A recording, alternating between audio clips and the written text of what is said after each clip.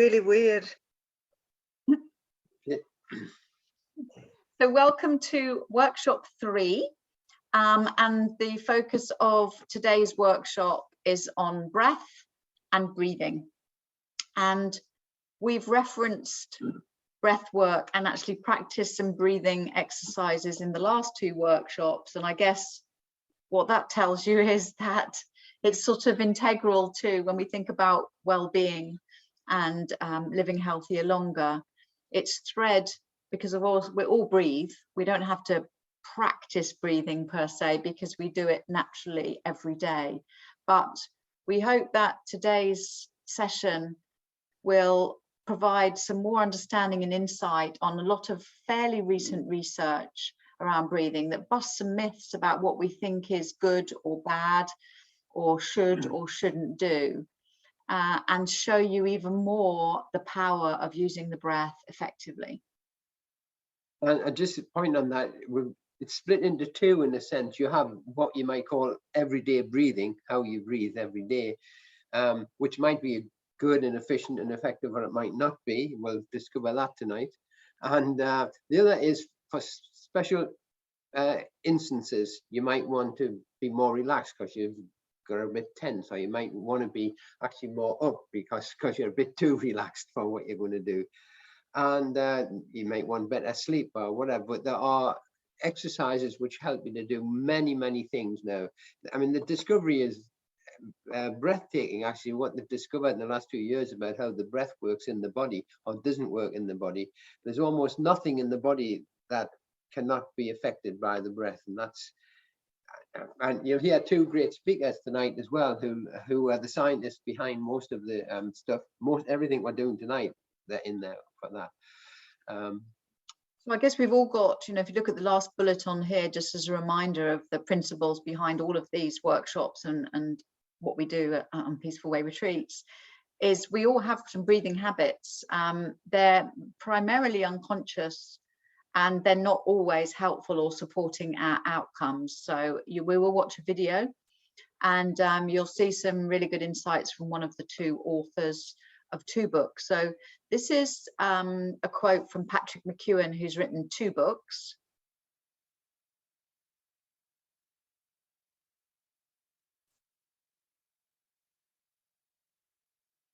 And I think that idea that, your breath comes with you. So just the idea to be able to use it in a different or more effective way, it is probably the simplest thing that you can do to shift your state, your internal state, your emotional state, and even your thinking state.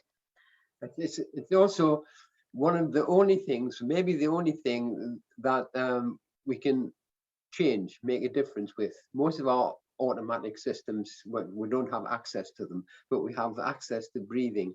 And you'll find out even within this hour, when you practice breathing 2 or 3 times, it would practice it.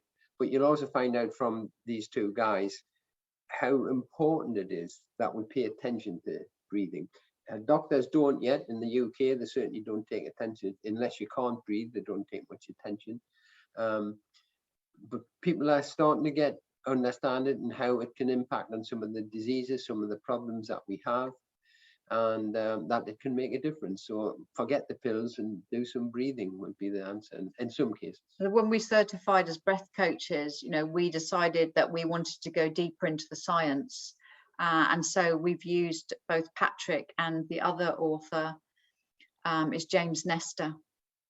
And the books that they've written are so powerful and mind-blowing because they are research-based, and they've both sort of traveled around the world talking to practitioners, to scientists, and uncovered incredible ways that breathing can help not only reduce symptoms of certain diseases and conditions, but actually help them go away. And we'll hear that specifically from now, some of it's been around, and because we practice martial art for 57 years now, I have, and practice yoga, some of these breathing things were available to us then. They came out of the East then, especially with yoga and meditation. But only recently have they been able to find out why it's so important in what you can do with it. So this is an 8-minute video, which is, this is Patrick McEwen talking about this latest book of his, The Breathing Cure, which is a sort of a build on his first book, but it's very practice-based. So I think something like the first 40 pages are the exercises. He's being interviewed by Dr. Chatterjee on this particular clip, and he tells you about his own experiences as well. So we're just going to listen, and then I think we'll just have a see what stood out for you, Birgit, from what he's saying. Give me a thumbs up that you can hear. You can hear, Birgit? I'm really excited to get stuck into your new book. So can I ask you first of all just to introduce the title of your book and I don't know, a short synopsis of what the book's about? Sure. The title is called The Breathing Cure. Now, I didn't come up with the title of it because we're always afraid to use the word cure. You know, just in case people kind of think that we're saying that breathing is a magic bullet. But I went with the title. It was chosen by our US publisher. I actually think it's fairly pertinent because I suppose, Mike, we have to consider the application and the potential of breathing exercises. And when I look at breathing and the depth of breathing, it's not just about, you know, what you hear people often say, go and take a deep breath. It's nothing like that. It's changing breathing patterns. And by influencing breathing from functional breathing from 3 different dimensions, the biochemical, the biomechanical, and resonance frequency breathing, we can influence pretty much all of the major disciplines of medicine. So for people with respiratory complaints, we can improve control of breathing. We can reduce symptoms of breathlessness, wheezing, coughing. For people with mental health issues, we can make significant differences for people with anxiety, panic disorder, PTSD, and depression.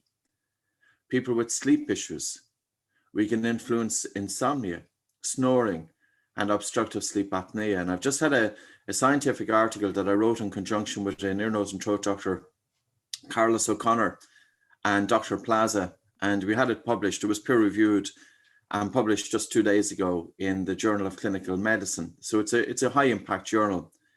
And if we were to look then at functional movement and the relationship between functional breathing and functional movement, diabetes is influenced by how we breathe, and by changing breathing patterns, we can improve diabetic control.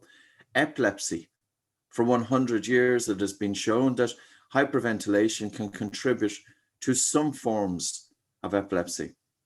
And, you know, even if we were looking at dentistry, craniofacial development of the jaws, whether children are going to develop crooked teeth or not, because that's going to be influenced by mouth breathing or not. So, you know, breathing has been overlooked. It's really, it's really, to be honest, which I don't know whether it's frustrating or if it's bewilderment.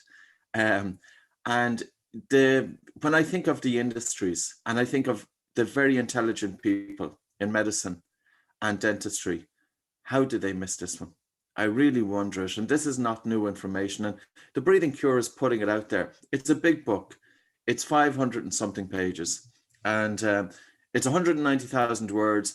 There's about 40 pages of references, but I've made it accessible to, or at least I've tried to, in that the first 2 chapters contain all of the exercises. The rest of the chapters then are looking at specific issues. Women's breathing, totally different to men's. Known since 1905, you know, and yet how many females know about the impact of breathing?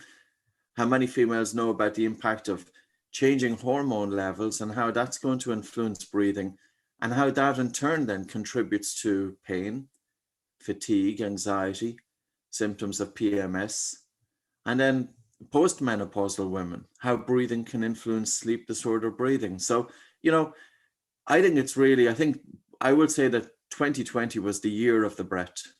It's a breathing revolution that's going on now. I've waited 20 years for this to happen. And it was a long slog.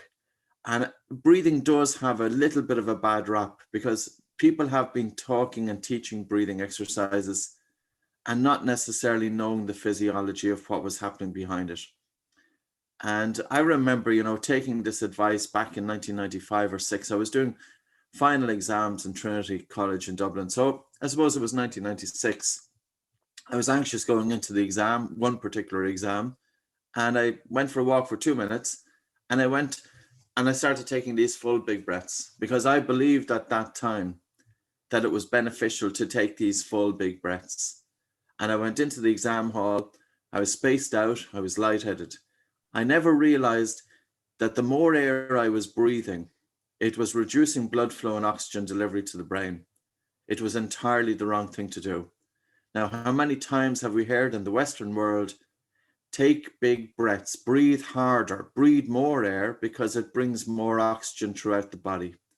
We have to question that. And it's not just about the biochemistry. And I think so also, Mike, the point that I'd like to make is that breathing, when people train in breathing, they train according to traditions. They typically have their guru, and their guru is saying, this is the way it is. I had my guru, Konstantin Buteyko. I followed his method, which is a wonderful method, focused primarily on the biochemistry. Wonderful method. Not taking into consideration enough about the biomechanics, not looking at all about the resonance frequency breathing. The yoga instructor is focusing on the biomechanics and often sacrificing the biochemistry and not looking at resonance frequency breathing. The heart mat instructor, who's looking to improve heart rate variability, is focusing on cadence breathing or paced breathing, not looking at the biomechanics and not looking at the biochemistry. And who is looking at nasal breathing? Because it's only with nasal breathing that we can influence all three dimensions. And all three dimensions, even though studies will show that, they may not be as interconnected as strongly, we still have to look at the connection here. If you've got good biochemistry, you typically will breathe low. So you will have good biomechanics. And if you've got good biomechanics and you breathe low, you in turn will breathe slow.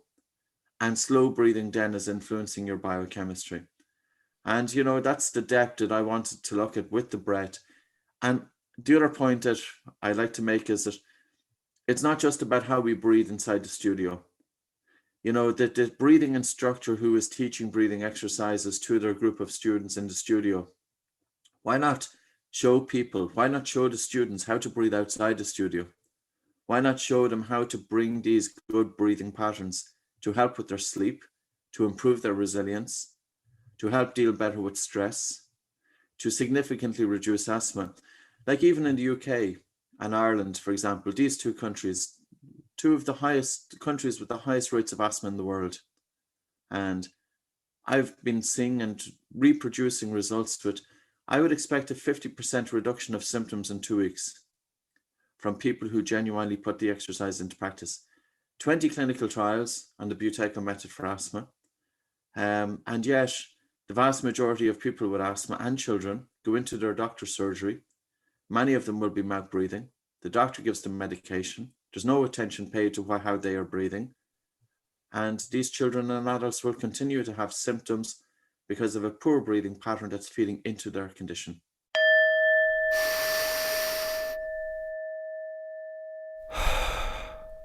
So very interesting with your background, Birgit. Let me just get off this slide so it doesn't play something else. What are your thoughts? What are my thoughts? Fascinating. I have to read the book. I haven't Long heard about read. that book, so no, it's very interesting. It's Come across it. He tells his own story that he suffered badly from asthma as a child, and again he was using the typical medicated route to support it, and he completely got rid of his asthma. That's why he went into the Bukito, why he studied the Bukito method of breathing, because they have a particular practice for asthma. and he's a medical doctor by training. Did I get that right? No, I don't think he's a medical doctor, is he? He went to Trinity College. I need to check actually. Got the book here. I missed the introduction of, there wasn't anything about him. No, that's true, because it was edited. I will find that out, Birgit. I don't recall. So I guess this diagram here highlights the three sort of pillars that he referenced. So he talked about the biomechanical, the biochemical, and the resonance frequency. And those three elements of light, we're going to talk a little bit about these three elements, the slow and the low. And by the low, they mean using the diaphragm fully and the breathing Okay. coming into the abdomen. And what do they mean by breathe light? Okay, well, we're going to do a little practice of light. So yeah, I'll answer that question in a moment, if I may. So these are just some headlines, really, that we typically breathe more than we need to, in a shallow way, only using the top portion of our biomechanics, and shallowly and hard. So that's what the opposite, I guess, what you reference in terms of light is hard versus soft. So we're not forcing the breath and we're not using more of the breath than we need. It's the idea of efficiency. So how we need to breathe is less than we do. And there's some data we'll share with you in a moment to breathe more slowly and more deeply. And that almost paradox of saying deep and yet light. So how do you do those two things? And silently. So there's another video that we'll share afterwards where he talks specifically about martial arts, which is interesting, and saying that actually when they used to judge martial artists, they would deduct points if they saw their breathing in a sort of contrived way, because they knew that they weren't practicing in the right way. Yeah. And that's right through the martial arts thing, and it's really they would simply say, as he says in other things, if you're sitting next to someone, you shouldn't hear their breathing, you shouldn't see their breathing, and they shouldn't be feeling their own breathing. It's got to be very light, it's got to be without any drama, but it's got to be deep, which means you've got to do it slower to fill your lungs. And oftentimes you would have to breathe through your nose, of course, that's absolutely essential. And you fill up the bottom part of your lungs first, and then allow it or bring it up to the top, so you fill everything. And that's just so different to what we've learned. When you want more oxygen, open your mouth and suck it in. It just doesn't work. But it's hard because you get used to that. And apparently men, as they get older, will spend, even when they're asleep, will spend sleeping with their mouth open, which also causes them to snore and moves them towards sleep apnea. And there's an interesting, they get very dry when they're up in the morning, their mouth's dry. And that's the indicator that, one, you've been sleeping with your mouth open, and secondly, the inefficiency. So there's quite a lot of research around endurance runners who are using this nasal breathing technique, and what they're finding is, because their mouth isn't open, they can go for 30% longer without needing hydration, because they're not losing the water, because their mouth is closed. And Colin and I both now sleep with taped mouths to encourage the habit of nasal breathing while we're sleeping. There was a thing with the American swimming team in the last Olympics. I think the American swimming team, all 5 of them all got gold medals in the swimming. And before they went into that, they were spending months learning how to breathe through their nose, in and out through their nose. And they won everything, just not by a little bit, by huge amounts, because they were able to keep their breath, but also have the right balance of CO2 and oxygen going into their body. And since then, most sports are starting to get around to think, well, certainly long distance runners, I think they've got to do this. The downside for them, like Alex would be a long distance runner, my son, and a long bike rider. But when he talked to his coach about this, the difficult they have is that they will lose their performance while they're learning to breathe that way In the short term. in the short term. And when Alex asked his coach about this, the coach said, well, yes, we can do that, of course we can, but you know, you've got a important run coming up 9 weeks from now. We won't get it done for that run. So the winning of the race becomes more important than the getting of the breathing right in the short term. What were you going to say, Boga? I find this really interesting in terms of my own experience, because when you do Ujjayi breathing, that can be very labored when you start with it. And I found that over the years, I've really changed my Ujjayi breathing technique. So it is light Yes. rather than, it can be very... When you're learning it, you're forcing it, aren't you? Because it's not typical, it's not normal, what you know is normal. Yeah, and I think that's illustrating the lightness very well for me, so I can relate to it on a physical level. Yeah. It comes my Ujjayi breathing. Yeah. We use Ujjayi breathing typically when we're doing kata now, especially the Mushin kata that you're going to be experiencing in the next workshop. Okay. That's what that's all about. So this is really talking about the chemical part, which you will know very well. And we're often told that CO2 is bad, but obviously we need the balance of both. And the way that this breathing system is recommended means that we're getting the right balance of oxygen and CO2, because CO2 is not just the thing that exits as the waste. It helps eliminate the waste, but it also increases the oxygen absorption. So getting those levels correct or optimal is part of learning the right breathing that helps you do that. And mostly the breathing that we have either been told or seen does not give us that optimal balance of chemicals. Yeah, and the other thing, I don't know, it's on the previous slide, was it? Let's have a look. Nitric oxide. Only if you breathe through your nasals do you get nitric oxide.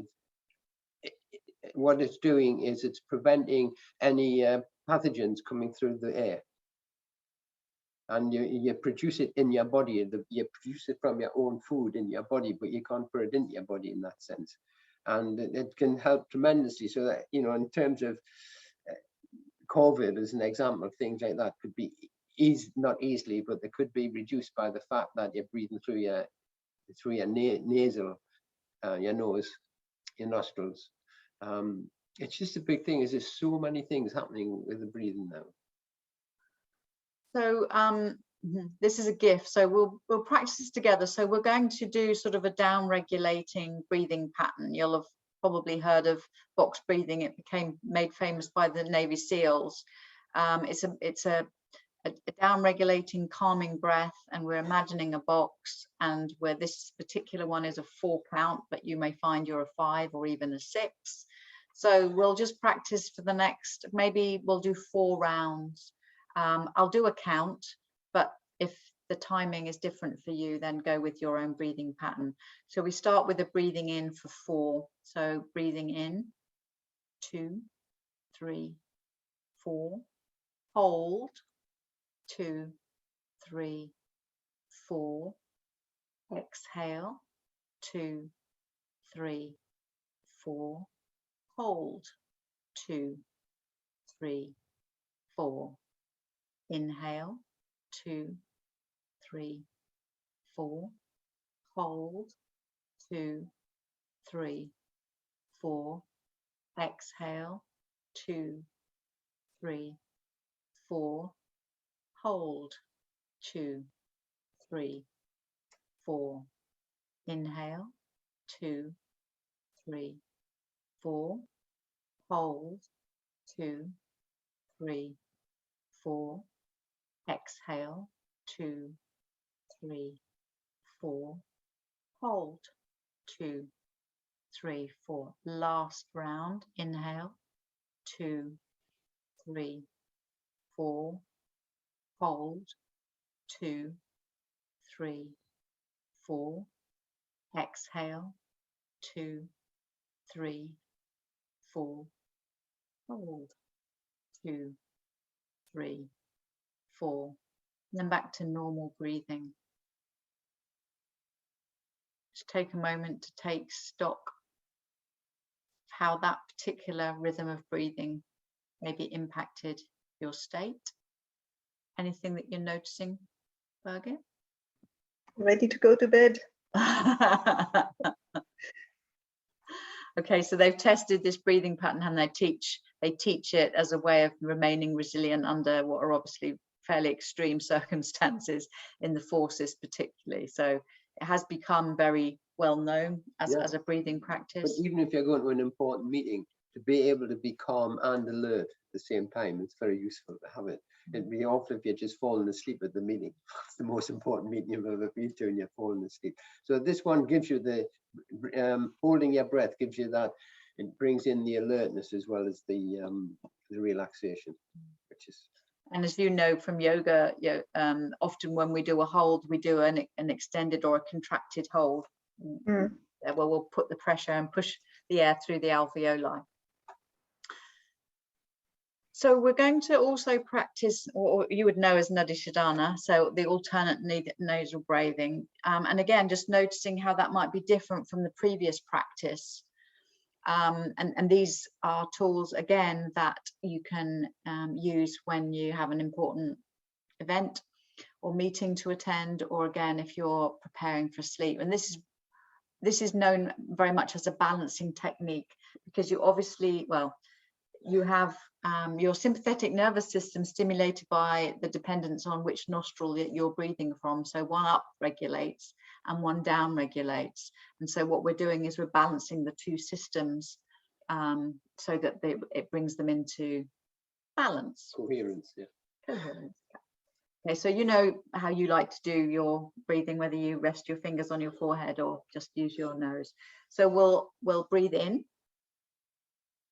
and out. And then breathing in, apply your right thumb to your right nostril and exhale through your left. Breathing in through your left.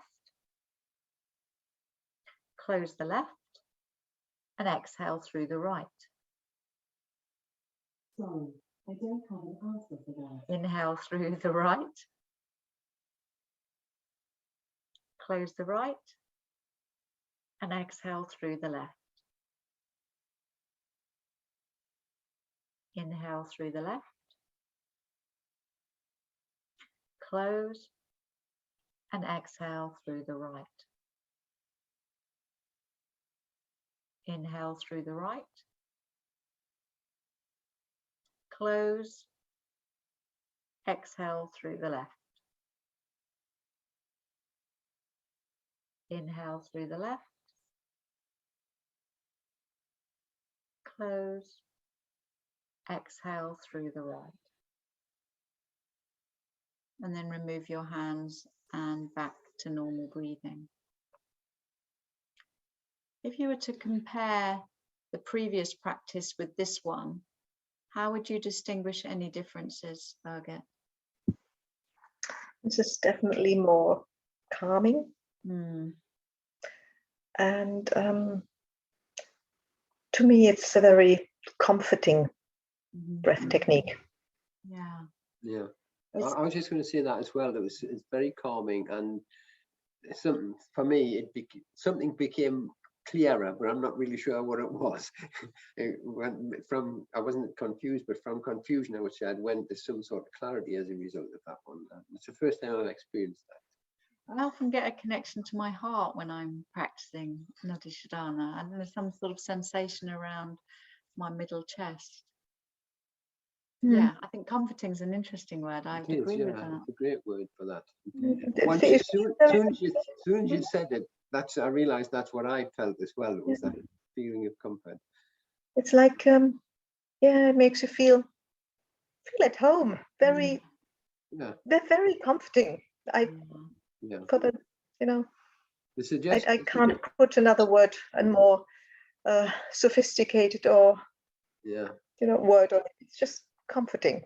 The suggestion is you should be trying to do, I think we did about 5 rounds there. We should do about 10 rounds to get the full impact of alternative nostril breathing. But it is very powerful. In fact, it seems every time I talk to someone, or I listen to these doctors, or I read their books, this is the one that becomes the favorite one, the preferred one. If I want to be calm, I'm going to do this one. So.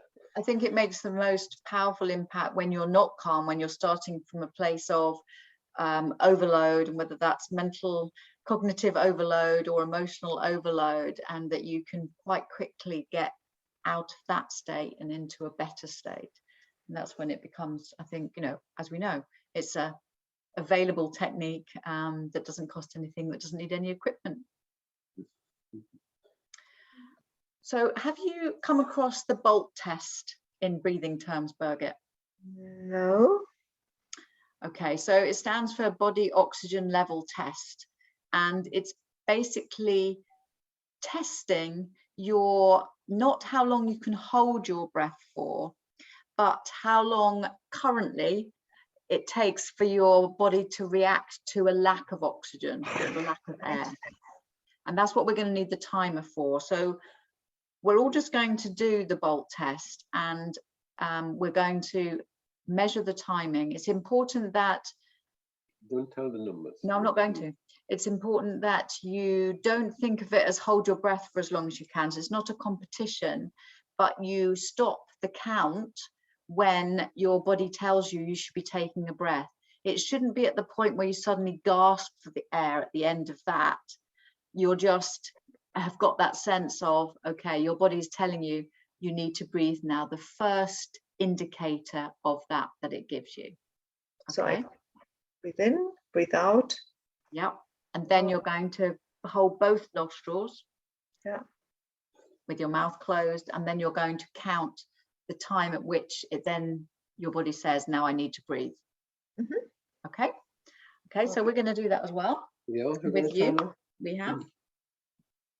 I practice this regularly in terms of when I go walking, because what you can do when you're walking is you can breathe in, breathe out, hold your nose, and then count steps.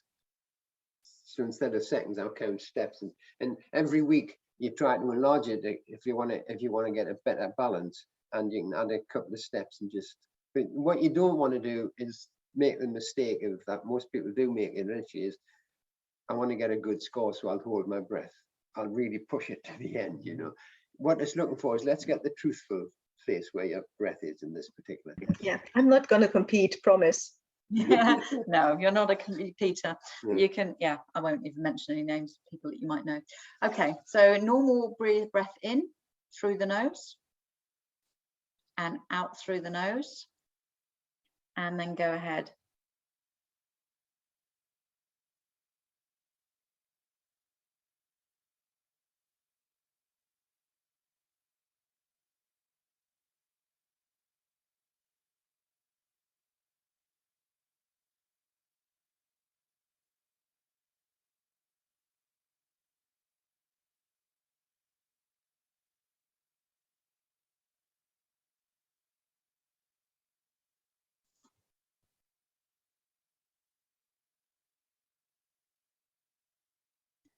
What did you get, Birgit?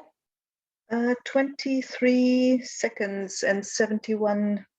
Wherever they are, yeah. Yeah, Excellent. bits of seconds. 24. Yeah. So Excellent. what did you get? I give you the numbers. The simple ones are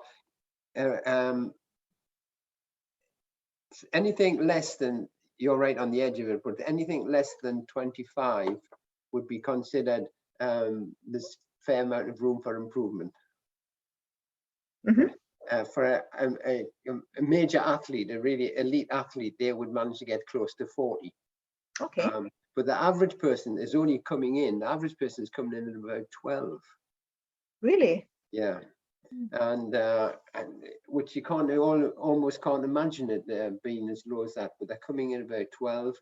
25 put you in, that's a good place for a normal human being to be, and anything above that you're moving towards athlete, as it were. The ability, what they also use it for teaching when they climb mountains, you know, when they climb mountains, and They're going to be oxygen deficient, yeah, in so high altitudes. they use it because it reduces your body's need for that oxygen at that particular point. So instead of going up the mountains to be able to practice your high altitude things, they can just do it in a home by holding their breath and going through this BOLT test till they get up to about 40 on it. Interesting. Have you heard the term breath hunger, Birgit? Breath hunger. Haven't heard it, but it seems to be That's indicating. connected with this. And so what they mean by breath hunger is that you're hungry for your breath. Mm. And you know, Wim Hof is one of the breathing practice types where they train to get longer and longer with a breath hold, because then you can achieve things physically that you couldn't do when you had less capacity in your lungs. And Oh, is so this old test from Wim Hof? I don't think it is his. I Mm. don't think he owns it, no, but is one of the measures. So it's a standard measure of breathing type that tells you where your start point is. So if you wanted to train your breath for whatever reason, it's fairly easy to make improvements if you know the regime to help you do that. So, you know, we all have a starting point, and then, okay, so how quickly could I then improve my BOLT score with the right sort of regime or practice? And the only thing you got to test is how close can I get to the breath hunger, because I need it to be accurate. You know, this thing about holding your breath, I'm surprised. We did see him on one of our retreats last year, and one of the guys was clearly holding his breath, and he wouldn't admit it. You know, he was going trying to walk along the road, and of course when you let go of your nose, you've been holding your breath, you go. So it's very obvious, you know. But if you're doing that, you're letting yourself down, because you're not going to know how much you've improved on a constant practice, you know. So it's a bit odd, but it's quite nice to know that you can improve it in a number of weeks. For me, I mean, I did it like I noticed the threshold of my breath hunger when I stopped relaxing. First I really relaxed into it, and I kind of dropped, and then when I got hungry for breath, I noticed that, yeah, there's a bit of tension coming out. Now it's time to let go. I guess that might be what you're looking for, or you should be looking for, rather than holding your breath and waiting till you're You see, there's no problem with having the low score, because you're just going to practice yourself to get yourself up to 25 if they're very, very low. But there's a problem if you kid yourself about where you got the breath hunger, because you don't know what to do next, you know. But your ability to have a higher BOLT score means that when you're in physical exercise, you will not get out of breath so quickly, and that's why you get the endurance states of people that can breathe very, very calmly, even when their bodies are under stress and endurance. So the lower your BOLT score, i.e. the worse it is, the greater the breathing volume that you're using, and that greater breathing volume means that your breathlessness you'll experience more breathlessness when you're experiencing physical duress or cardiovascular stress through exercise. What were the percentages on the? We have another one. We still got that one on breathing. Yes, I think that's coming up next. Okay, it should be. I may have moved this slide about a bit. So hopefully on the next slide, if not, I will refine the slide that talks about the cadence. So these are, you know, your reference earlier about what the breathing lighter. So nose breathing, and as we said, we tape our mouth because I know that I was breathing with my mouth open at night. And Colin, when he doesn't tape his mouth, definitely feels really dry in his mouth. So what kind of tape do you use? I mean, it's a special type of tape. You know, it's micropore. You just only need a tiny amount of it, and you make it slightly less sticky, and then you can just rest it lightly over the middle of your lips. You don't have to like bind your. Yeah, I have very disturbing pictures in my mind right now. Yeah, no. Like you can still talk a bit, sort of, but it was like, oh, good night, I love you. So it's not like duct taping or something. No, it's definitely not that. It's not as dramatic as that. But it's significant, the difference it makes. I mean, what you're trying to do is make sure whatever your everyday breathing is, that it sustains itself overnight as well. So you get the habit. So when you're unconscious, just allowing breathing to happen, it's breathing how you want it. The research shows that the ideal the ideal breath for people in the everyday life would be 5-5. Count to 5 in and 5 out. But mostly in our terms, in practicing terms, the people, they ask for a longer out breath than they would have. So they might take an in breath for 4 and an out breath for 6, which works really, really well as well. But that's specific to us mainly. Although these guys always talk about making the out breath slightly longer If than your the in out breath breath. is longer, you'll get more of a parasympathetic nervous response, essentially. Going back to that lighter part that you asked about earlier, Birgit, the test for that is just this idea of the visible and the sound. So how quiet and invisible can your breathing be? So practicing a few times a day, where just for a few minutes at a time, where you're just almost invisibly breathing. So it's so light that you're almost unaware of it. And certainly if there was anybody else beside you, they wouldn't be aware of a breath, either because or both because there would be no physical manifestation of your breath, and there would also be no sound associated with your breathing. It's really hard. We were on a breath thing on Saturday for a full day on a bit like the Wim Hof sort of breathing, but not quite as dramatic as that. But anyway, we were on this, and they were suggesting about breathing in and out through your mouth points, which I had trouble with. But anyway, that aside, what I did notice was, which was really came as a bit of a shock to me, if you just sit with your mouth open and just watch the telly or read a book, you'll never get any sense of that you're actually breathing. You can't notice it. You've really got to bring your awareness to into your body and notice your breath expanding your lungs and dropping back down again. But because we've been practicing breathing so long, because we've been on these breath courses, we've become conscious of our breathing. So we're spending more time being conscious of it. And now when I'm not conscious of it, I almost think I mustn't be breathing anymore. It's almost like... It's true, and you maybe reflect back on this. There is no place in a medical text that suggests mouth is a breathing apparatus.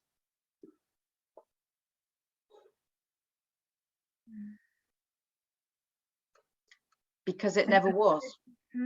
I mean, there is, if you're close to dying, you tend to breathe with your mouth open. Mm-hmm. Wow, that tells us a lot, doesn't it? So this is the stats that Colin was referencing. So BPMs is breaths per minute.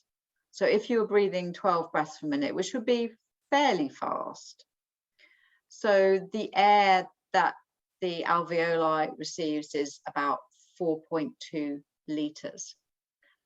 If we half that cadence of breath to 6 breaths per minute, you're getting 5.1 liters of air. So you're just by halving the breathing cadence, you get a 20% improvement in the efficiency of your breathing. I have to ask a question because there are people who breathe shallowly and who need maybe these 12 breaths per minute. Can they comfortably slow down to 6 breaths per minute? I think it's a process, Birgit, and we're not medical professionals, but certainly if you're interested and you get his book, it gives some very specific examples of how they're working with certain conditions, like breathing restricted conditions, that can really make an enormous difference. Yeah, because I was just curious about your experience with this, because this reads fine to me, but when I think about somebody who has asthma and who can't breathe fully and who needs to have a higher frequency, you know, but it needs a process. I mean, you know, they've got to be prepared, as he would say, they've got to be prepared to practice diligently over a period of time to make a significant difference. You've got to believe though, haven't you? So like, okay, I've been on steroids or inhalers my whole life. How could it possibly be that by breathing differently, I'm going to be able to improve my symptoms or even maybe reduce them to the point when I don't need to rely on medication? It's quite a jump for people because it, as you say, you know, it's new to many people. I mean, it blew our mind away when we were reading these books, to all of the research that's behind it. It's just like, and it's not in the public domain, really. And there's a lot of anxiety associated with it as well. If you can't breathe properly, it really creates anxiety that is difficult to manage. So it's not to me, it doesn't seem like just a question of believing, but yeah, it's certainly interesting. I'm going to get the book, as I said. Yeah. Well, where's the books? Both books. They're coming. All right. Okay. So Patrick, the guy you heard talking, this is his first one. The Oxygen Advantage was his first book. And this guy called James Nestor, who's also great to listen to. And in fact, he spent nearly 2 years trying every one of these things out. Taping his mouth up, doing all sorts of things, measuring his blood all the time, and just to make sure they were right. And so he's got his book is called just Breath. No, the New Science of a Lost Art, which is that one. And the Oxygen Advantage, we haven't got a copy now. We've lost it. I think I've left it in Portugal, and his new one is called Breath, Breathing Cure. the Breathing Cure. Yeah. How do Which they? has got- the Breathing Cure has got all the exercises in that he knows on all different situations for men, women, children, whether it's to do with their teeth or whether it's to do with asthma or the lungs. And he's just bringing it down to generally what he said. The 3 things that should be taking place when you're breathing are generally not taking place. So they're just doing a third of what's possible for your breath to make happen. So You're that's going to it. say, Birgit? I was just going to say the first one, Patrick McKeown's book, focuses apparently on health and fitness, whereas the Yes, second one focuses more on well-being. it's more well-being. Yeah, it is. Yeah. The Okay. book's good, but this one would be much more. The Oxygen Advantage is more to do with athletes, Mhm. and the other one's to do with medicine, medical things. Yeah. Thank you for joining us, Birgit. Always lovely to see you. We will be back same time, same place next week for Mindful Movement. We'll be moving more rather than sitting during next week's practice, and we'll be doing a particular practice that we now practice consistently in Washindo. So we'll look forward to sharing that with you. We have the practice has brought together breathing, of course, and but it's brought together some of the yoga mudras. So what are your hands saying when they do this? What do your legs do when they do this? What happens when you do this? Those things that they use in Indian dance and in yoga to give messages to the brain, which is I'm safe, I'm okay, I don't need to go into fight or flight mode, and that plus some stuff we've brought from martial arts and some stuff I've brought in from NLP. They're all in this movement thing that only takes about 50 seconds to do. So we practice it, like to practice it every day, and tell people I practice it every day for 3 minutes a day, and you'll notice a significant difference to how you view the world. Because what I've noticed with it, it has changed my level of consciousness. I see things so differently now. I know simple things sometimes, but they're not simple when you notice how you've missed how many different colors of green there are in trees. You know, I didn't notice that before, and now notice it. You know, but it raises that. But it's also with human beings. You see them differently, not judgmentally. You just see them differently, and you start to get a sense of who you are. And if you get a strong sense of who you are, you can and make wise decisions about your life and what you do with it and where you go and so on. And that's a very important part. You're getting down, it's getting you down to your soul, the thing you came with. How close can I get back to that? And then make my decisions. Anyway, we're going to show you that next week. So get excited about that. I'm already excited. I'm definitely going to be there. Well, don't get excited. Do some breathing. Calm down, yeah. Let's go. Okay. Thank you so much. Have a great week. See you next week. Take care. Bye. Bye. Bye.